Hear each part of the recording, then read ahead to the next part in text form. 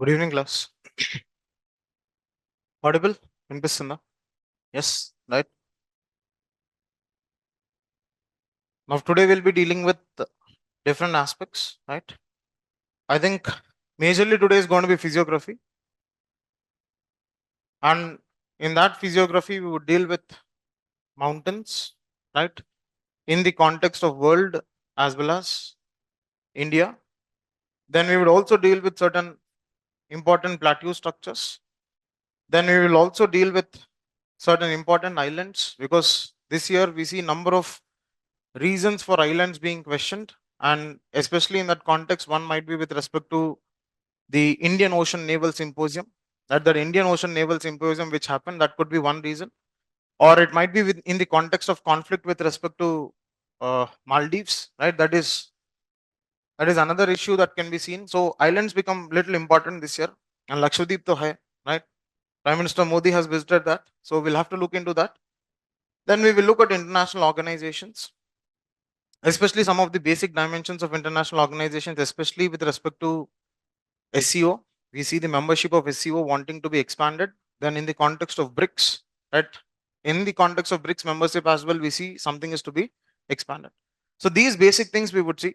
Then again, the modus operandi of the session is very similar, that we would see some basic static. Then from there, we'll transition towards the mapping part of it. Okay. So starting off with your mountains, when you look at these aspects of mountains or Indian physiography, majorly whole of the thing is dependent upon the aspects of continental drift.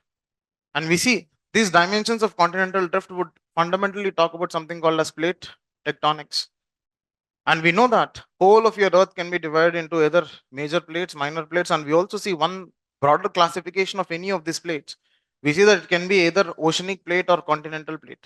And when we get to understand the classic difference between continental plate and oceanic plate, we see that this is majorly made up of Sial, this is majorly made up of Saima. These are granitic in structure, these are basaltic in structure, these are comparatively older, these are comparatively younger, and these are less dense, and these are more dense.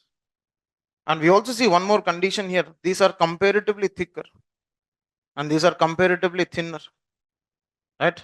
And these are mostly dark in color to a larger extent. These are comparatively lighter in nature, right? This is little skeptical, but if I have to talk about some generalization which has to be brought in, I can bring in this dimension of generalization with respect to this, right? So this is one small difference that I find between continental plate and oceanic plate. It is with respect to the density difference, with respect to age, with respect to the material of its composition. And I see, be it your continental plate or oceanic plate, both of them to be part of your crust region. Both of them to be part of your crust region. You know that from crust, when you transition towards mantle, you have some discontinuities which are existing. And when we talk about these discontinuities which are existing, it might be with respect to your Conrad discontinuity, which is between your continental plate and oceanic plate. Then you have something called as Mohorovic, right? Then you have Repati, then you have something called as Gutenberg, and then Lehmann. These are the 5 different kinds of discontinuities that are existing with respect to different regions which are present. Now, with that basic understanding, when you talk about plate tectonics, I see that in any plate tectonic, I can have 3 different kinds of movements which are generally seen. One is either convergent kind of interaction, the other one is divergent, the other one is transform. And majorly in the context of mountain formations, I see it is because of the convergent interactions which are seen to a larger extent. And when I observe this convergent interaction, I see that it can be either continental plate interaction, or it can be either continental plate, oceanic plate interaction, or oceanic plate interactions. Most of the time, this oceanic plate interaction will result in the island arcs. Nothing but the simplest form of understanding of islands, where technically they are called as island arcs.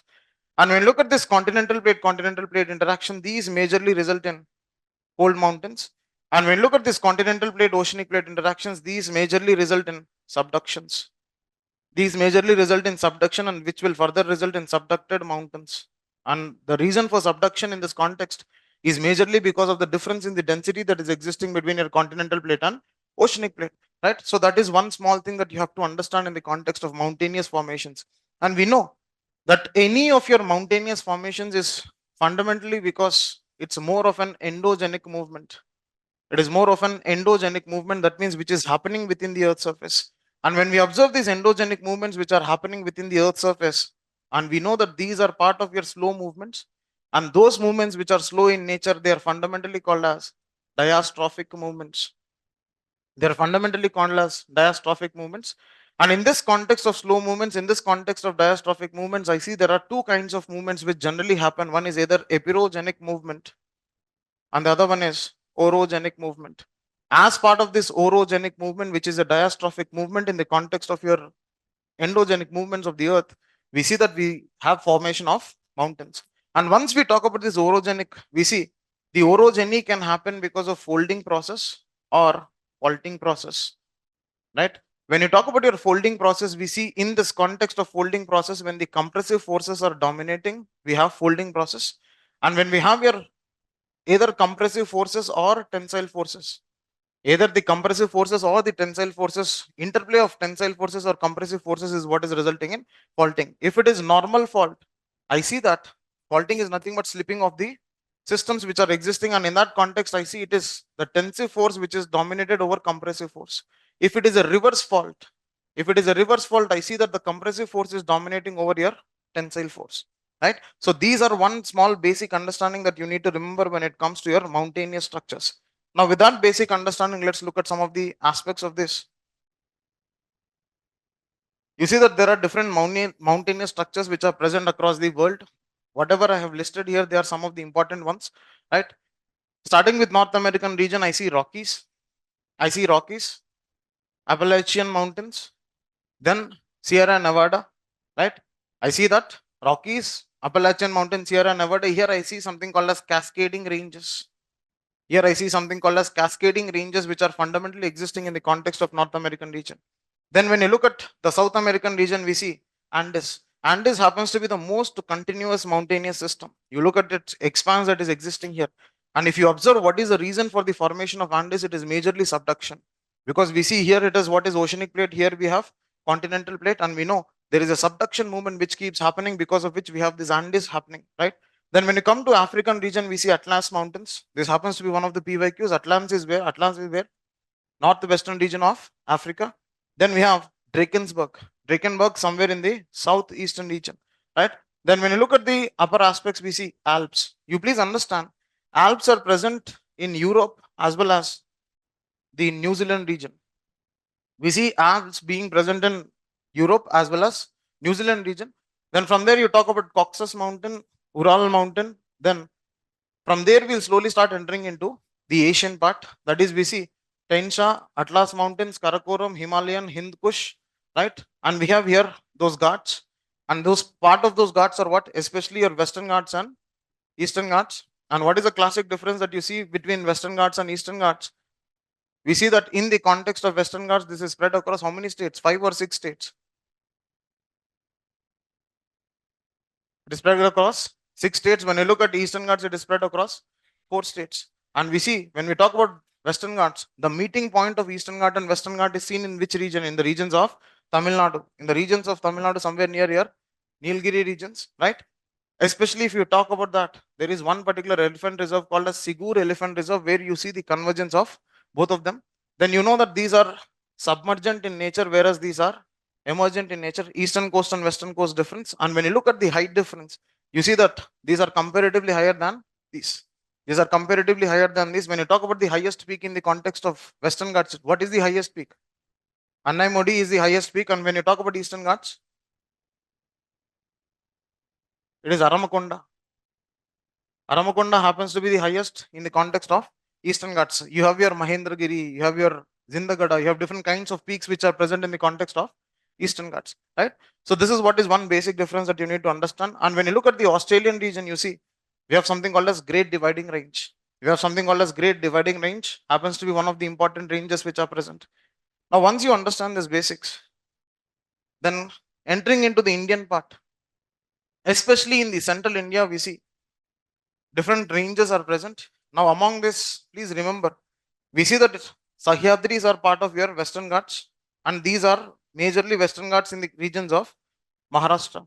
Right? When you look at Girnar range, you see this is where you have your Gir forest, Gir National Park, that is with respect to your Asiatic lion. Then from there you move, you have Satpura,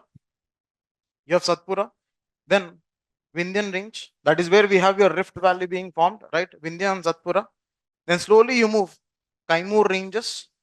Kaimur ranges, then we have Raj Mahal. Always remember Raj Mahal is in the eastern part, that is somewhere in the West Bengal region, right? That is one dimension that you need to understand. You have your Ramgarh peak here, right? Garhat Hills is with respect to Odisha. Garhat Hills is with respect to Odisha. Then Mahadiyo, we know that it is somewhere in the central region. It is somewhere in the central region, right? That is where you have your Dhupgarh. That is where you have your Dhupgarh that is present in the Madhya Pradesh region. Okay. So remember these ranges which I marked. You don't need to remember everything else. Remember Girnar, remember Sahyadri, Satpura, Vindhya, Mahadiyo. If you have to arrange from west to east, Vindhya, Satpura, Mahadiyo, Maikal, Kaimur, Ramgarh, and Rajmahal, and Garhat. Just remember they are part of Odisha. They are part of Odisha. Now, once you understand this basic dimension, we'll also have to see that important peaks would exist in the context, or before I talk about that, we know that one important aspect of any of the mountainous systems in the context of India is Himalayan system. And when we look at this Himalayan system, we know that Himalayan systems are divided into different regions. And when we talk about these Himalayan regions, which are, or Himalayan aspects which are divided into different regions, you see that it is called as Punjab Himalayas if it is between Indus and Sutlej. Then if it is between Sutlej and Kali, it is what is Kumaon, right? Then between Kali and Tista, it is Nepal. Then between Tista and Brahmaputra, it is Assam, right? Remember this. Remember this. These different kinds of Himalayas are present. And what is the demarcating region? The demarcating region is the rivers which it is present there. Okay. This is how you divide. You see, Western Himalayas, it is between Indus to Kali. Punjab Himalayas, Kumaon. Kumaon is between Sutlej and Kali. Nepal Himalayas between Kali and Kosi. Sikkim, it is between Kosi and Tista. Then Assam Himalayas, it is between Brahmaputra and Tista. Brahmaputra and Tista. That's what we had seen. Now, please understand, when you talk about this morphology of Himalayas, we see that the morphology of Himalayas will also be varied with respect to north and south. It will also be varied with respect to north and south.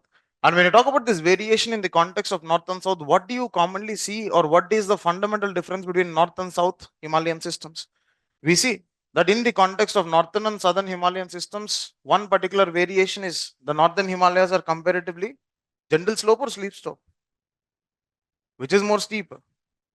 Northern or southern? These are more steep. These are more steep. These are comparatively less steep. And the other condition that you need to understand is we see that there is more of biodiversity that is seen on the southern aspect compared to northern aspect. There is more of biodiversity that is seen on the southern aspect compared to northern aspect. Now, nothing but what happens is when you look at your Indian region, here is where you have your Himalayan systems. And we know that somewhere here we have Tropic of Cancer.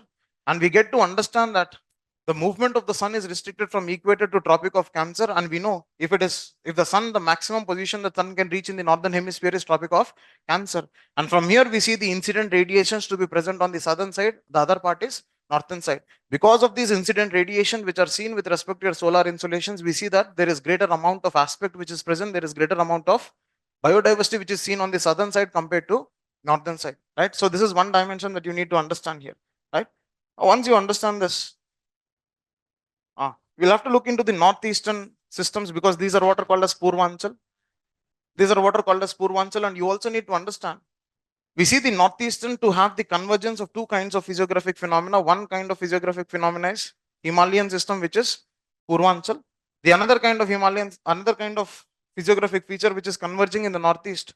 It is especially with respect to the aspects of peninsular region. Peninsular region, right? I think down the line we'll look at different kinds of plateaus which are existing.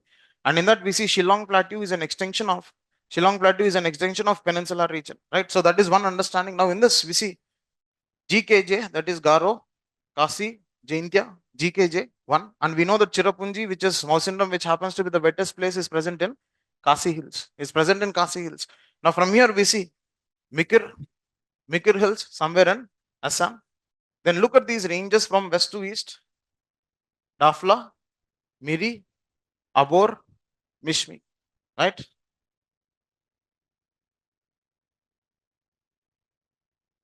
Dafa Mami, right? Dafa Mami, what is a Dafa Mami here? right? Dafamami, it is with respect to one is Dafla, then Miri, Abhor, Mishmi. Miri, Abhor, Mishmi. Now from there, when you move down, we have something called as Patkai Boom ranges, then Naga Hills, then Manipur Hills, then Mizo Hills. These Mizo Hills, somewhere here we also have something called as Lushai Hills. Somewhere we have something called as Lushai Hills, which are present in this context, right?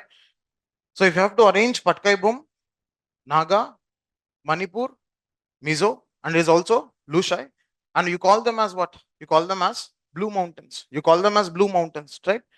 Then one more range which you need to remember in this particular region is Bareil ranges. We see that Bareil ranges are fundamentally seen in the context of Assam region. Assam region, we have this Bareil ranges. So one is Mikir, Dafla, Miri, Abor, Mishmi, Patkaibum, Naga, Manipur, Mizo. This is one cycle. And somewhere in middle, we have something called as Bareil ranges. Somewhere in middle, we have something called as Bareil ranges, right? And when we look at the speciality of this region, because of these mountainous structures, because of these orographic structures which are existing here, we see that most of the vegetation that is existing in the northeast is an evergreen vegetation.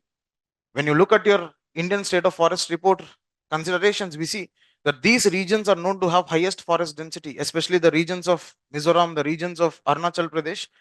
The fundamental reason for this is because of orographic nature. And we know when we talk about Indian monsoon, we see that what generally happens in the context of Indian monsoon.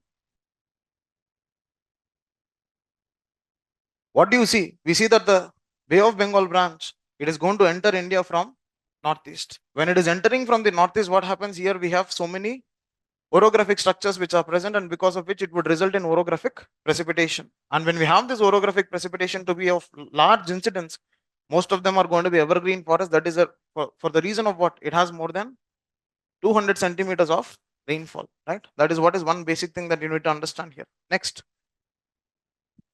different passes.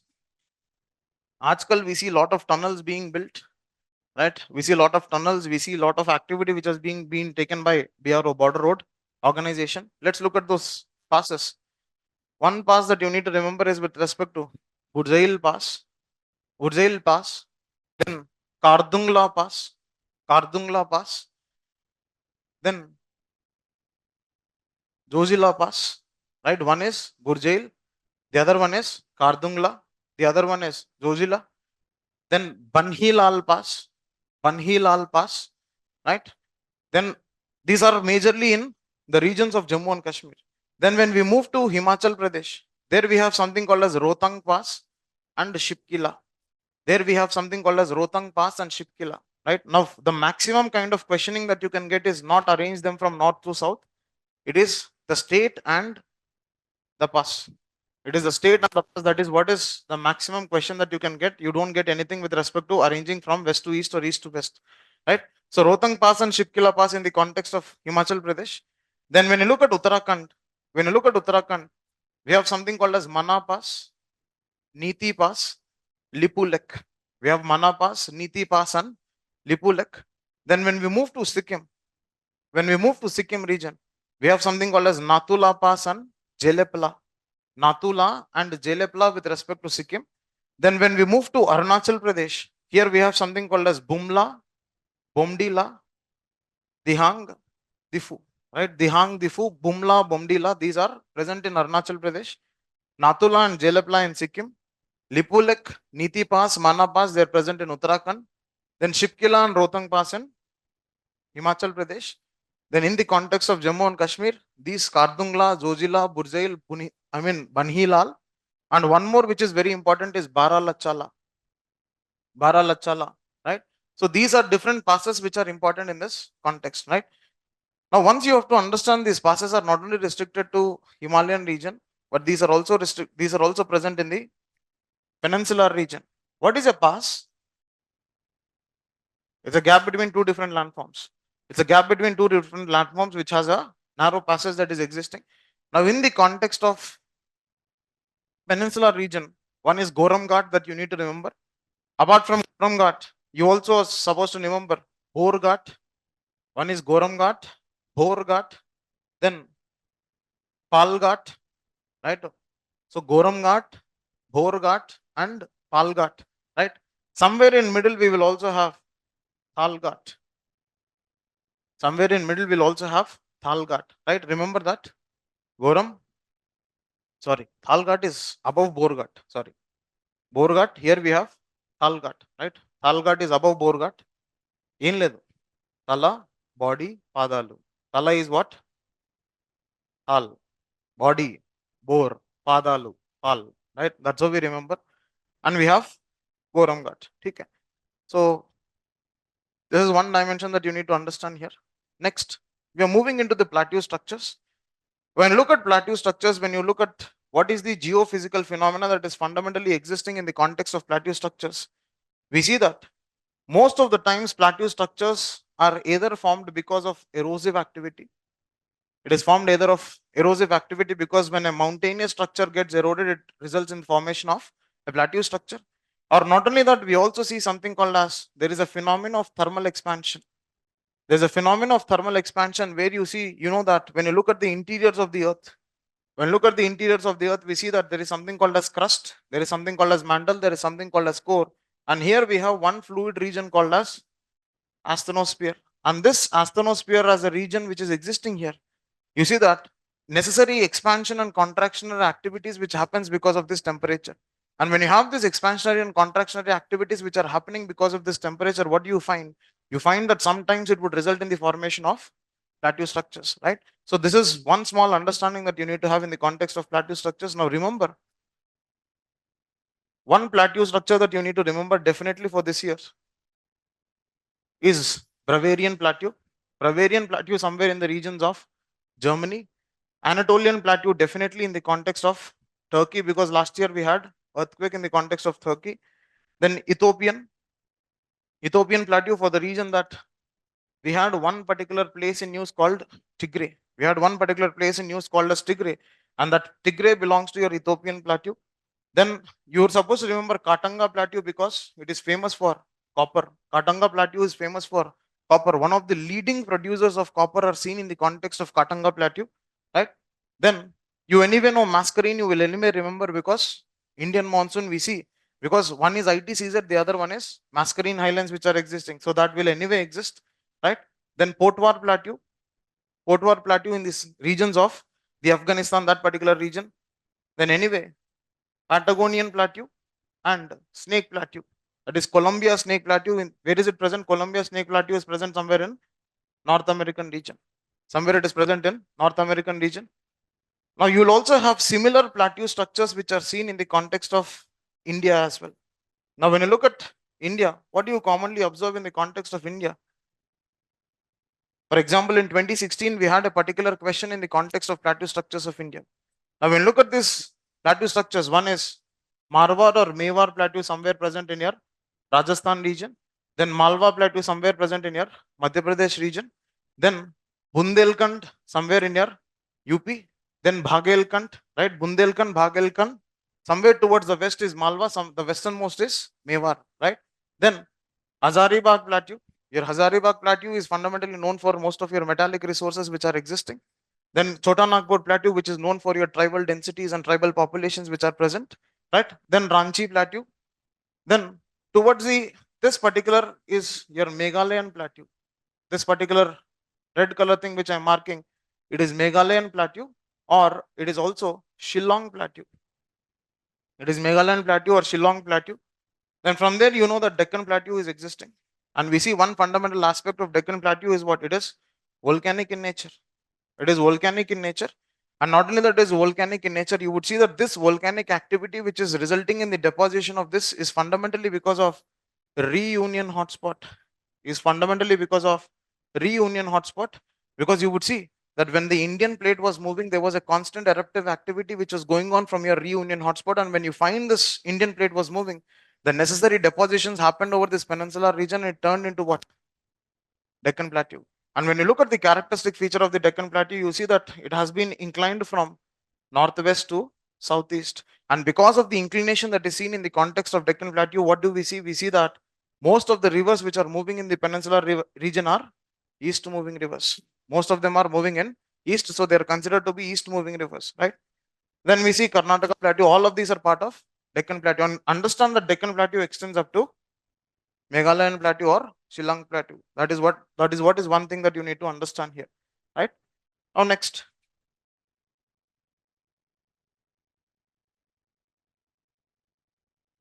some aspects of volcanism, right? Some aspects of volcanism. Now, when you talk about some aspects of volcanism, just understand those basic things. We know that volcanism is a geomorphological phenomenon. Mostly, it is an endogenic movement. And not only that it is an endogenic movement, it is a sudden endogenic movement which is happening. And when you look at this volcanic activity, what happens is we see that most of the magma is fundamentally sourced from your asthenosphere, or most of the magma is sourced from the mantle region of the earth. And when we find this magma being sourced from mantle region of the earth, or when you talk about this asthenosphere, which is the fundamental source of magma, what do we generally observe is we see that magma can be of two types: either it is acidic or either it is basic.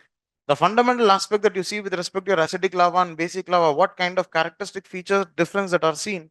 You see that acidic lava is more dense. Sorry, acidic lava and basic lava, we see acidic lava is more viscous. It is not only more viscous, it is comparatively more explosive. It is not only that it is more explosive, but it also results in steep structures because of its viscosity and because of its resistance to flow that is existing here. The third or the fourth characteristic feature that you see in the context of acidic lava and basic lava that is fundamentally existing here. So one is viscous nature, more explosive, steep gradient, and it is comparatively less dense. It is comparatively less dense, and it will majorly result in the formation of granitic structures. Your acidic lava majorly results in the formation of granitic structures, and you see most of the landforms like calderas, composite cones, stratovolcanoes, all of these are fundamentally formed because of your acidic lava. Now, when you talk about your basic lava, you see that these are less viscous in nature. These are less viscous in nature, and these are less explosive in nature. These are less viscous, these are less explosive, and we see these are comparatively having gentle slopes. And one of the categorical feature of this basaltic lava is resulting in the formation of something called as shields.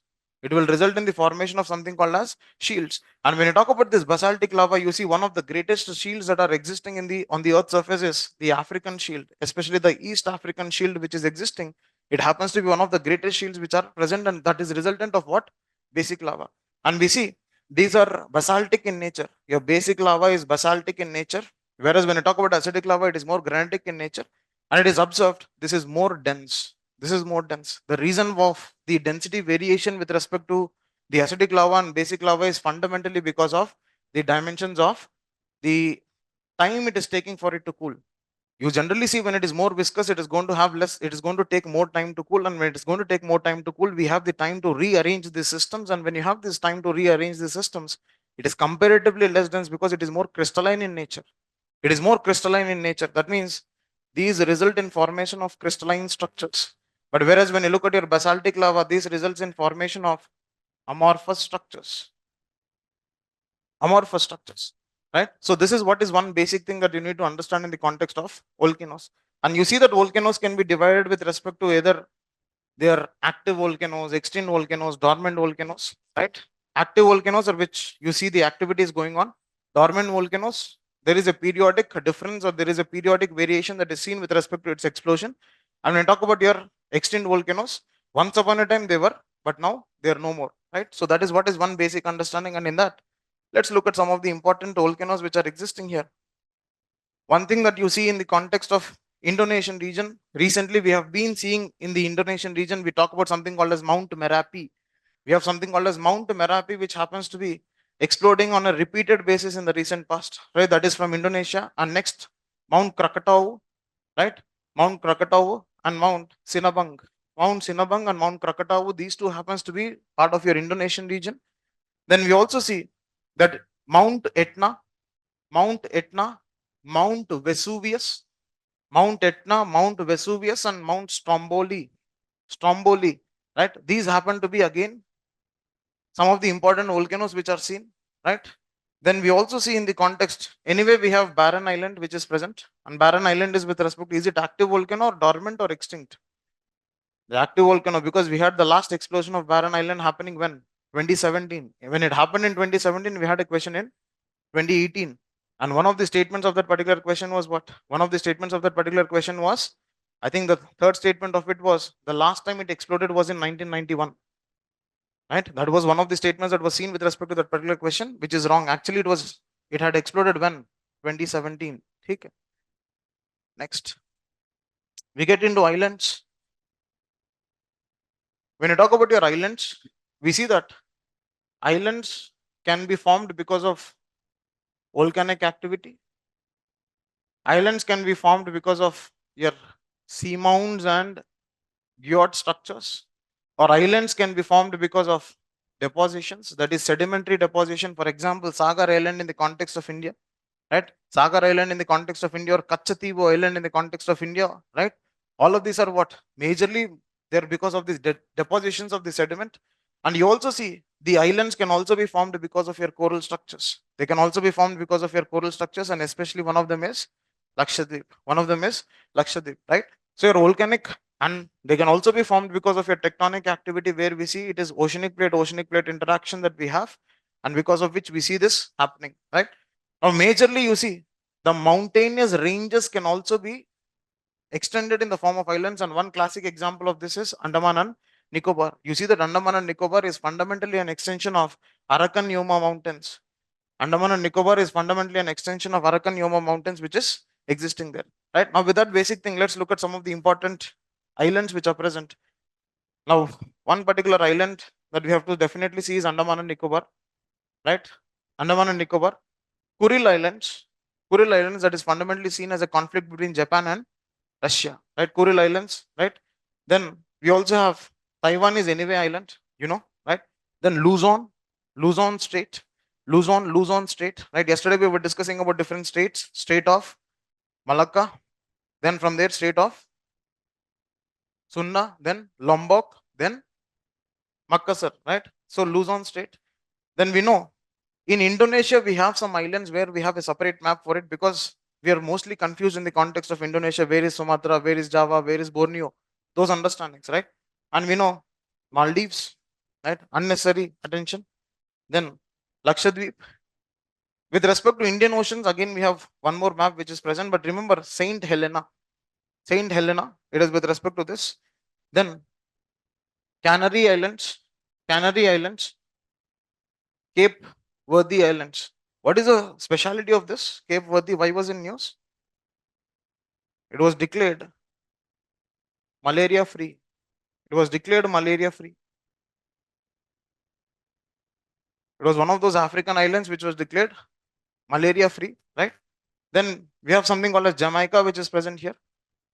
Then Newfoundland. The speciality of Newfoundland is what? It is one of the regions which is known for fishing. Newfoundland, which is known for fishing. Then we have Baffin Bay, right?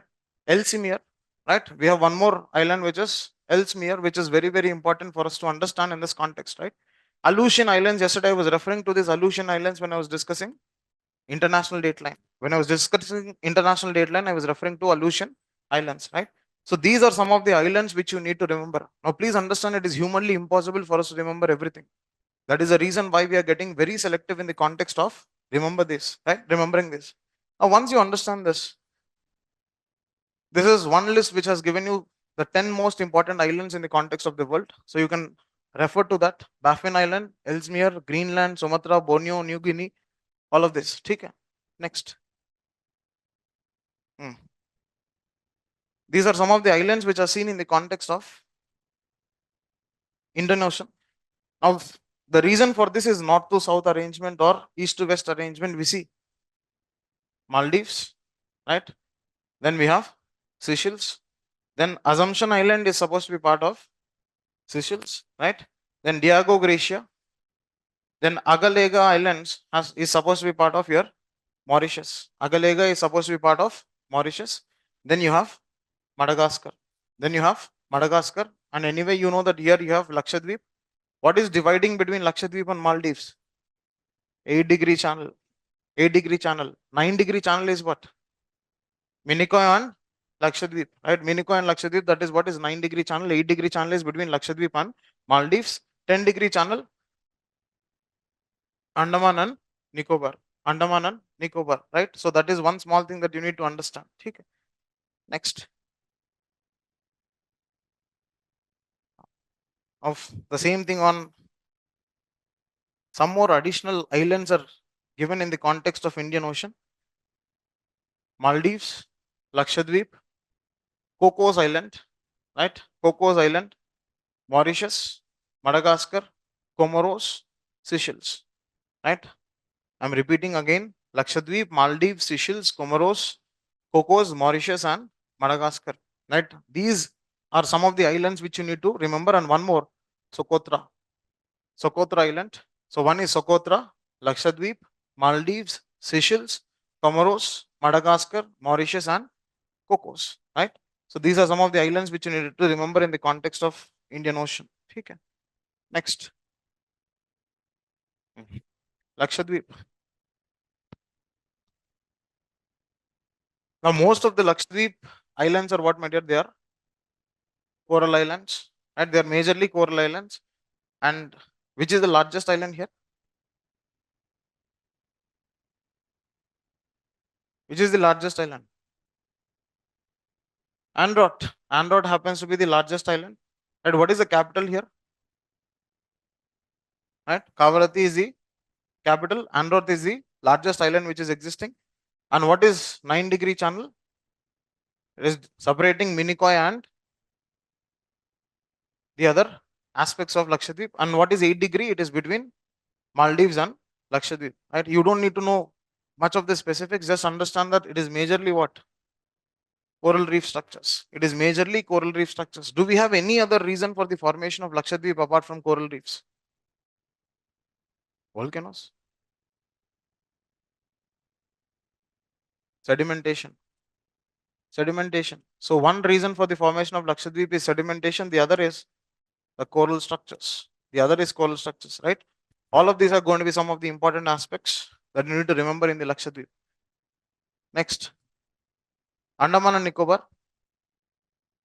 When we look at this Andaman and Nicobar, we know that it is seen to be an extension. There are 2-3 theories which talk about this Andaman and Nicobar.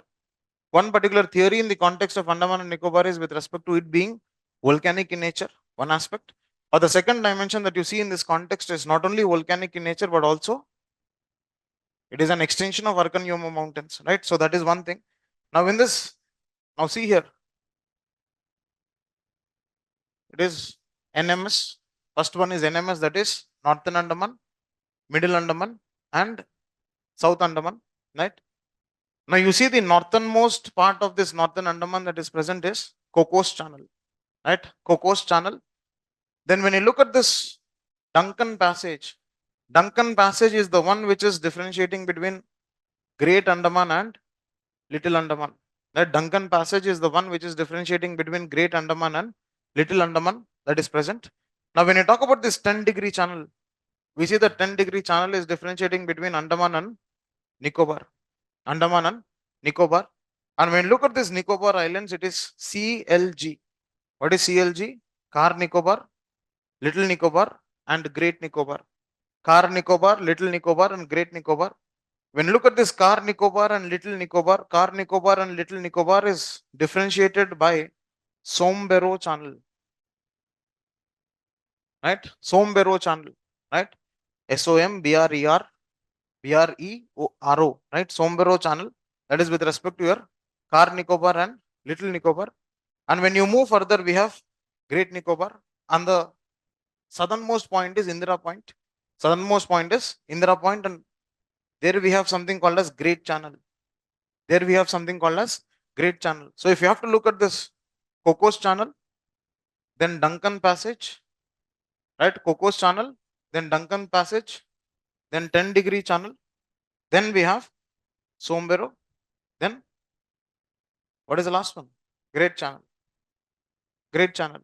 You see that Cocos Channel is the northernmost. Duncan Passage between Great Andaman and Little Andaman.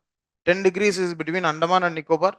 Then we see Sombero is between Car Nicobar and Little Nicobar. And when you talk about this Great Channel, is the southernmost. Southernmost, right? So this is one small understanding. And apart from that, in this few things that you need to remember, you need to see that Narcorandom Island. It is one of those dormant volcanoes which are present in the context of India, right? We see one of the active volcanoes happen to be here, Barren Island. When you look at Narkarandam Island, which is on the northeast, then here we have Barren Island, which is present, right? Then we also see Rutland Island, right? So when you look at this arrangement, you see they're almost like this. They're almost like this. One is with respect to Narkarandam Island, then followed by Barren Island, then followed by Rutland, then followed by Rutland. Now here, I think in 2018 they had renamed. One is Ross, Havelock, and Neil, right? HNR, Swa, Si, Su. What is this Swasi Su? Swa is Swaraj, that is H, Havelock. Then Swasha Su, Shahid, that is your Neil, and R is Ross, that is Subhash, that is Subhash. So if you have to look at renaming of this Swashi Su that happened, and that is with respect to HNR, that is Havelock, Neil, and what is R? Ross, right? So this is one dimension that you need to understand with respect to Andaman and Nicobar, right?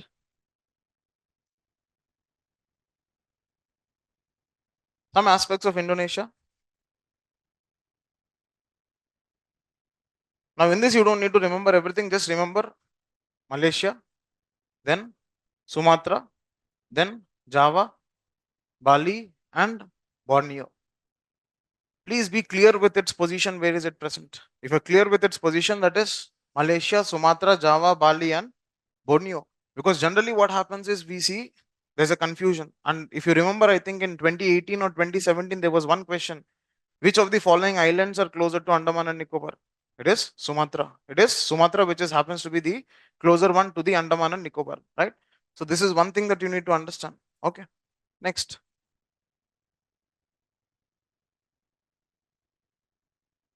Now we are entering into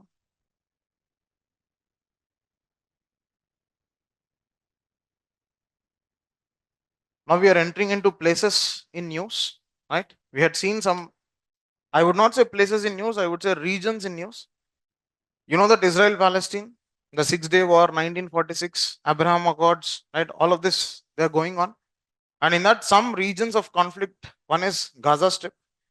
When I look at Gaza Strip, it is between Egypt and Israel.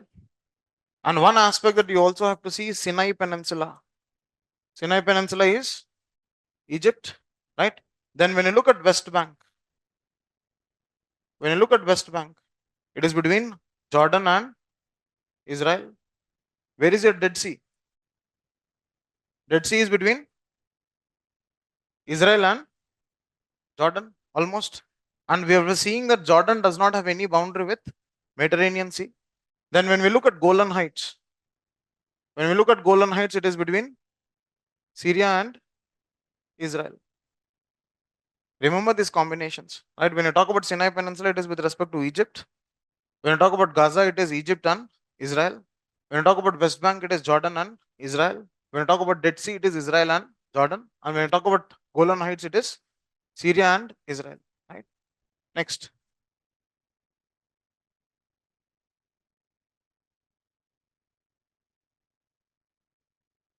Ukraine region. Now, in the context of Ukraine region, we know what are the surrounding countries? Russia, Belarus, Poland, Romania, and Moldova. Right? Russia, Belarus, Poland, Romania, and Moldova. And here, these regions were majorly with respect to regions of annexation. We see that when you look at the reports with respect to the Russia-Ukraine war, around 20% of Ukraine is already occupied by Russia. So in that context, now ending with SK, some names, right? Then Kherson region. In 2023, there was one question with respect to Kherson region. Now you anyway know Crimea. Crimea was annexed by Russia in 2014 somewhere. Next you have something called a Sea of Azov. Sea of Azov between Russia and Ukraine, right? Russia and Ukraine, right? Next.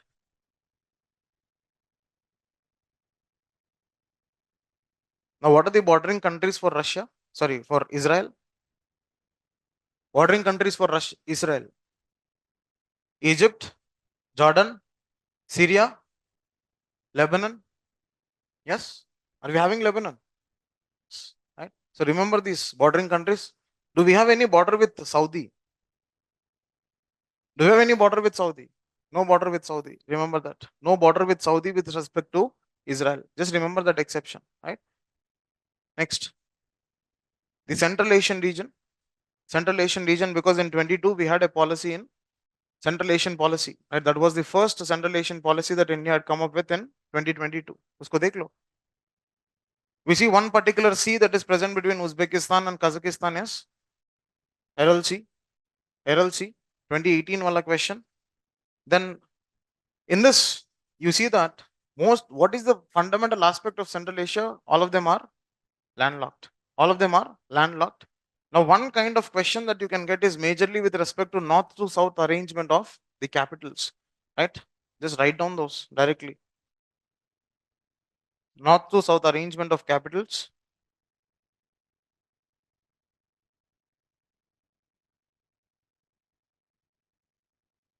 Right. First one is Astana. Astana. Then Bishkek. Astana. Bishkek.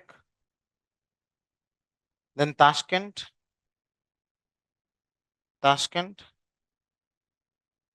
Next, Dusambe. Dusambe. Next, Ashgabat. Right? Astana, Bishkek, Tashkent, Dusambe, and Ashgabat. Right? AB, Tadash. AB, Tadash. What is A? Astana. B is Bishkek. TA is Tashkent. D, Dushanbe, and Ashgabat. Right? Now, this is what is the north to south arrangement in the context of Central Asia to a larger extent. Okay. Now, do you need to remember the boundaries of each of this? Now, for this year, just remember with respect to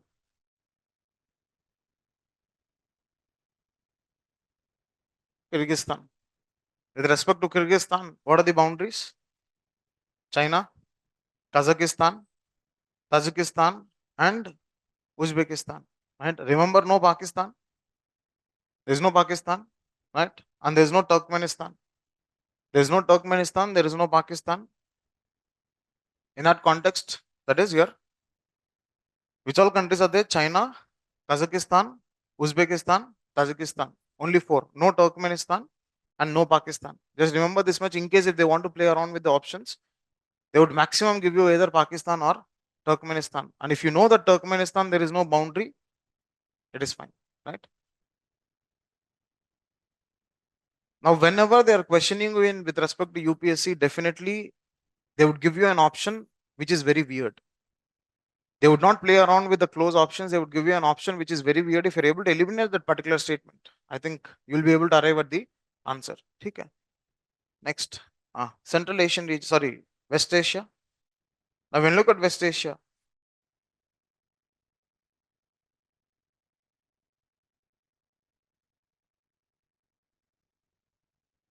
now one dimension that you need to remember is with respect to, you know that Jordan is landlocked. Jordan is landlocked. Then I told you this, Saudi.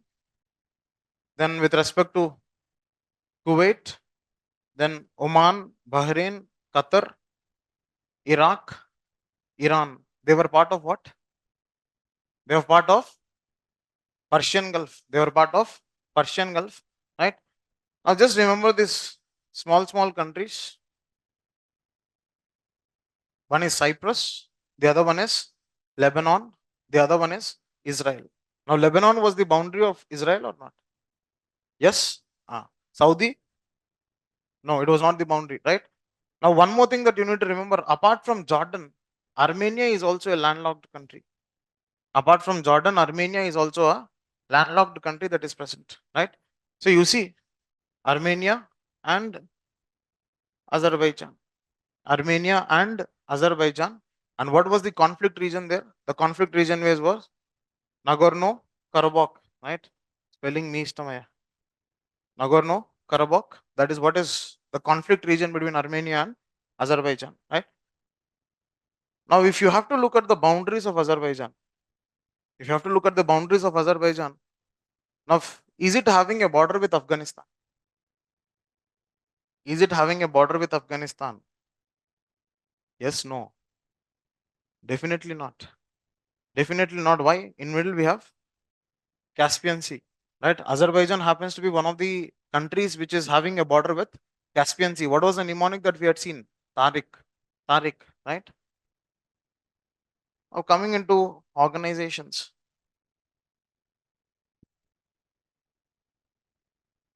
Now before I talk about organizations, I think, right, hope everybody knows that we are having one test series on current affairs, right? Current affairs test series hai already, right? I think it's at affordable price around 500 rupees. And you have how many tests? 12 tests. This goes on every Sunday. You get the test, you get the test explanations. That means answer key. Along with answer key, you also have a explanation session, right? Explanation session is conducted by me, right? I'll be taking that explanation session. Till now, we finished 3 tests, right? We are going to have the 4th test on Sunday. Those who want to join can join, because these 3 tests, you can get the explanation session as recordings, right? The recordings of these explanation sessions will be given. You can come and join for the 4th test, and we can have the explanation session. The test goes on from 2 to 4. The explanation goes on from 5 to 7 on the same day, right? So those who wish to join can join. Those who have already joined, you don't need to join again.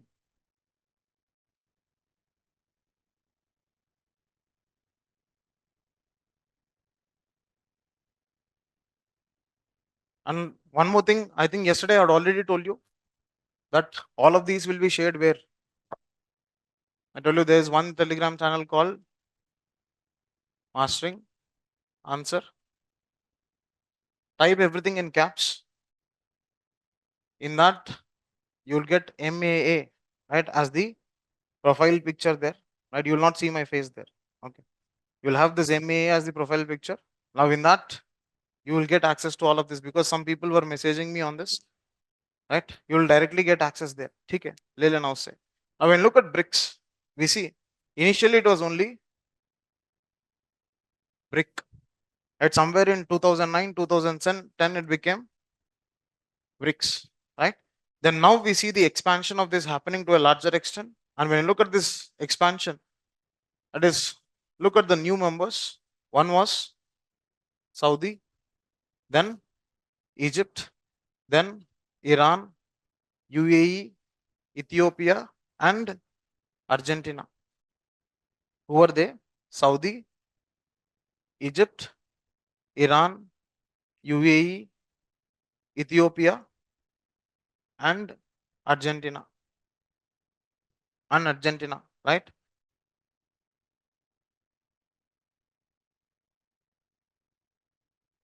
Right? So this is one aspect that you need to understand with respect to BRICS. You know the basic structure of BRICS? Pata hai na?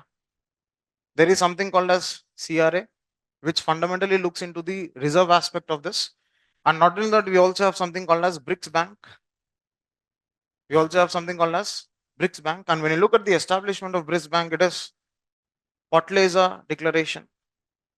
It is Fortaleza Declaration which has resulted in the establishment of BRICS Bank to a larger extent, right? That was in 2014. And the first president of BRICS Bank was Indian, right? KV Kamath. KV Kamath was the first president of BRICS Bank. And CRA agreement is more to do with respect to your reserves. Right? The CRA agreement or the CRA arrangement of BRICS is very, very similar to the functioning of IMF. Very similar to the functioning of IMF, right? So, and when you look at the way it operates, you need to understand all of them have equal partnerships. All of them have equal partnerships, and it is run on the aspects of consensus. It is run on the aspects of consensus, right? Do we have any headquarters of BRICS? Do we have any permanent secretariat for BRICS? No permanent secretariat for BRICS. Do we have permanent secretariat for G20? There is no permanent secretariat for G20 as well, right? We'll discuss those dimensions. Now, this is one aspect with respect to every 2 years we almost have something called as IONS, Indian Ocean Naval Symposium. Right? We have something called as Indian Ocean Naval Symposium, IONS, and the 8th IONS was conducted recently in Thailand. Right? It was the 2023 was in Thailand. 2021 was in France. 2021 was in France, right? Once you get this, you please refer to the different countries which are part of IONS. And you also have to understand India is part of it. India is part of it. Because you have to understand the first IONS symposium or the IONS meeting was held in India, especially where was it held? Kochi. The first IONS or Indian Ocean Naval Symposium was held in Kochi, right? So then the recent one was 8th, 7th one was in France, 8th one was in Thailand, right? Next, we have something called as Indian Ocean Rim Association. Now, in that context of Indian Ocean Rim Association, please understand that we have different countries which are part of it. We have different countries which are part of it. Just remember, no China. No China. Is India present? India is part of it. India is part of it. There is no China, right? Iran, obviously here. Iran is part of it. Pakistan, no Pakistan, right? Then what about Afghanistan? Pakistan led and Afghanistan led most of the times, right? So remember that there is no China, but India is there because most of the times they look at interchanging of these two. Wherever they want to talk about India's presence, they will say no India. Wherever they want to say China, Chinese is absent, they will say there is China, right? Remember that because at the end of the day, we see the future of global order is fundamentally in the context of, we talk about something called as Asian century. And we see who are the two competitors in the context of Asian century, that is India and China, right? So these are some basic aspects with respect to IORA. We see that the headquarters of IORA is in Mauritius. The headquarters of IORA is in Mauritius. We discussed one island regarding Mauritius. What was that?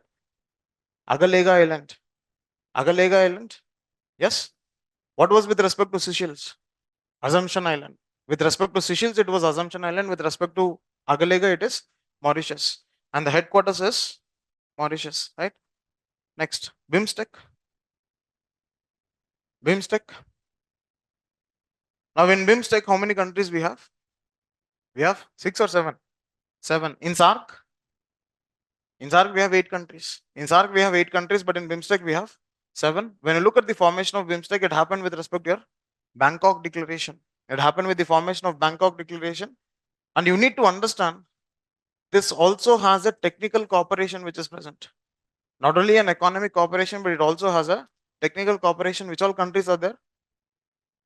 We start with India, Nepal, Bhutan, Myanmar, Bangladesh. That cluster is there. Then Thailand and Sri Lanka. Thailand and Sri Lanka, that is present, right?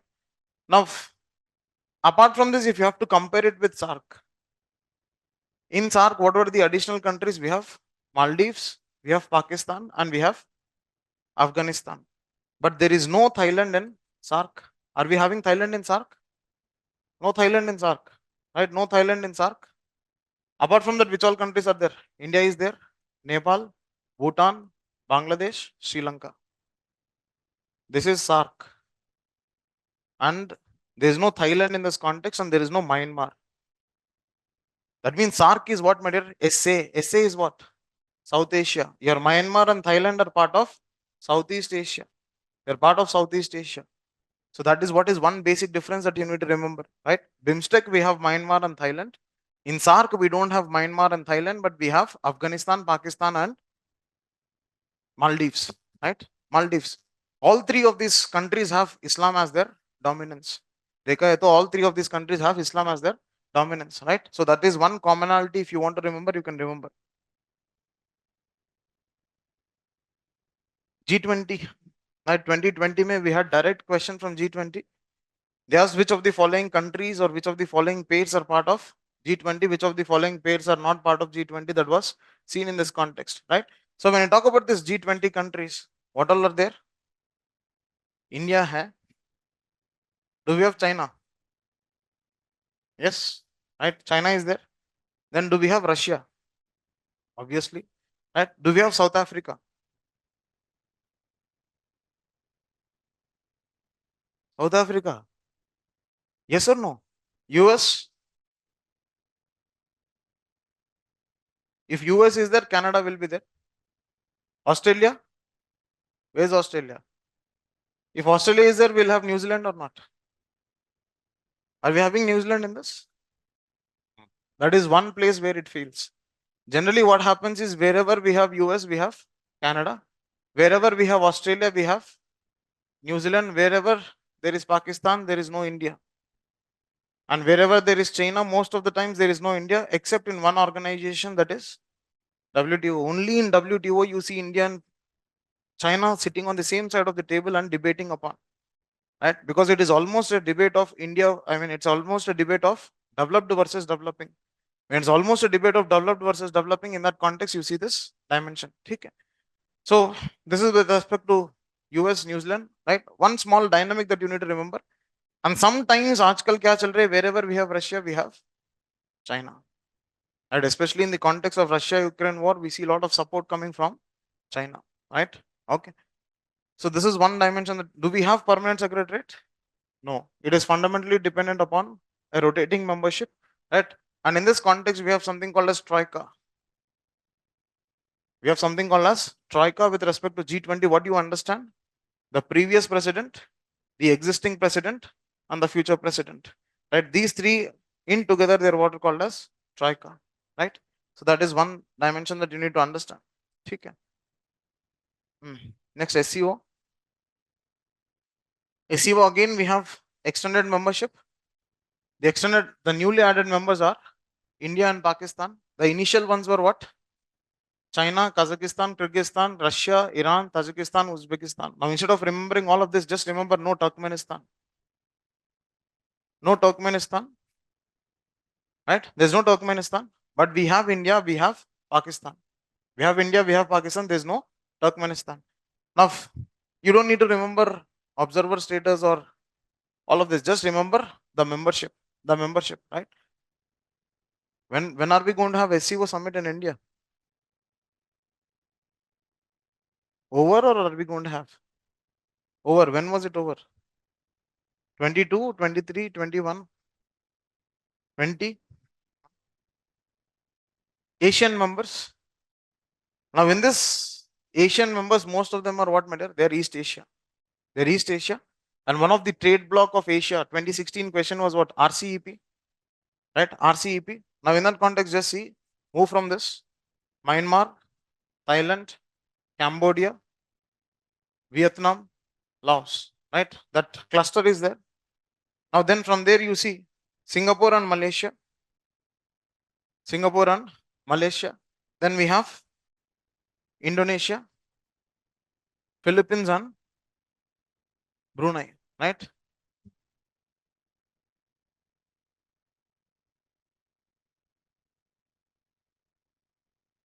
We used to have BPL TVs.